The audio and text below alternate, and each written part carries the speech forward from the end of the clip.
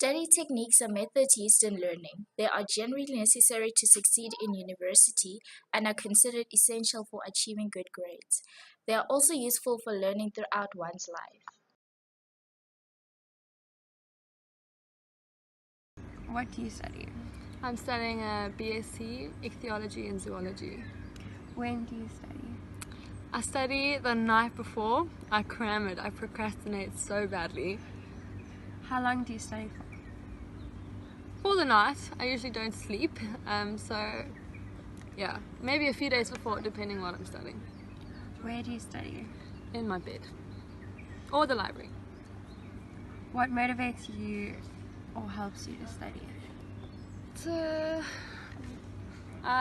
What helps me to study is usually a good cup of coffee or one of those score energy drinks. But motivation to pass, I guess, to do well, maybe get a bursary. A sleep-deprived brain is dysfunctional. Your brain loses productivity with each hour of sleep deprivation. We need 7 to 8 hours of sleep a day for the body and the brain to function normally. If you pull an all-nighter, missing out on the recommended amount of sleep, your brain will be exhausted, causing a decrease in performance of specific learning and memory tasks. All-nighters activate short-term, not long-term memory. What do you study? I study a BA, majoring in journalism and media studies and isiXhosa mother tongue. Okay. When do you study? I don't have like a specific time. Like I study but most of the times I study like at night and sometimes in between lectures. So like during the day basically. Okay. How long do you study?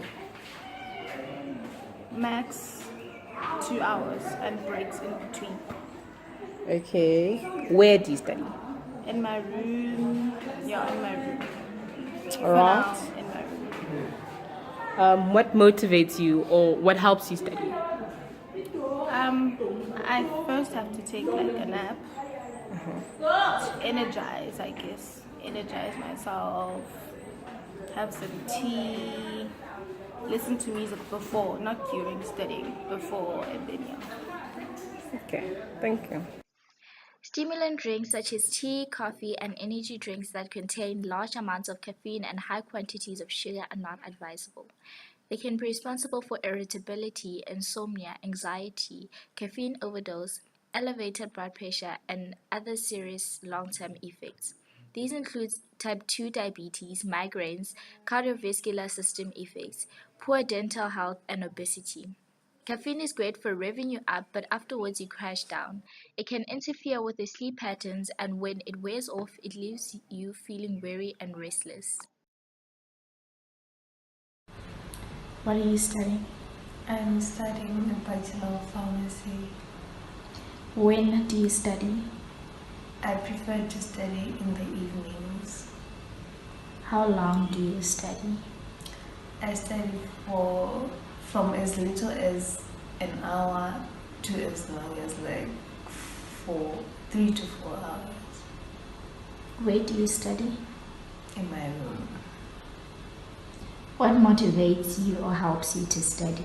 I clean my room, so if my room is clean, it helps me to study because everything is important and I know where my things are and I know what I need to do. Taking up another task rather than studying is a form of procrastination. Sometimes procrastination takes place up until the last minute before a deadline. People would rather do something else rather than study as they do not see the end result.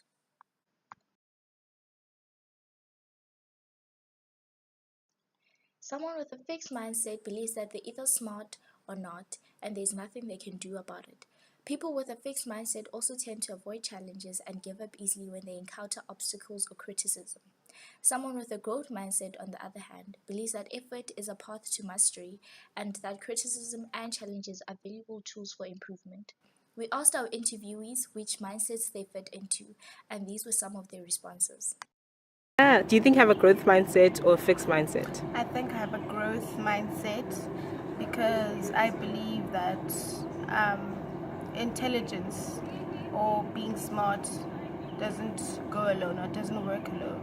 I believe that intelligence or being smart. You can collaborate it with dedication, commitment, and just hard work.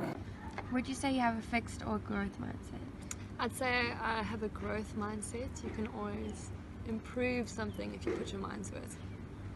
Would you describe yourself as a fixed or a growth mindset person? I'm a fixed mindset person. I like to follow a routine, so I can't change up the way I study, and I study one way.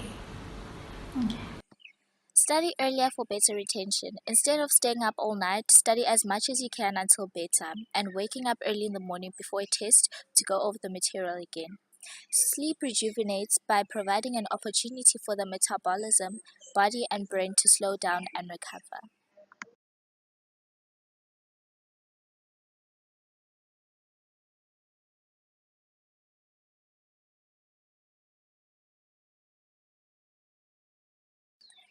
Instead of studying on impulse, manage your time by integrating a timetable into your day. Know your goals, prioritize wisely, and plan ahead. This reduces the chance of you procrastinating. If you do drift out of your study routine, try doing something productive such as going to the gym. An alert mind is a high-functioning mind and one that is less tolerant of time-wasting activities.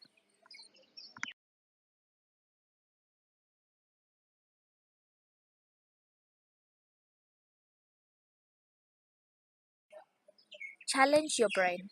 In order to keep your brain flexible, it needs to be challenged. Different study techniques such as mnemonics can stimulate your brain in different ways. Work with others.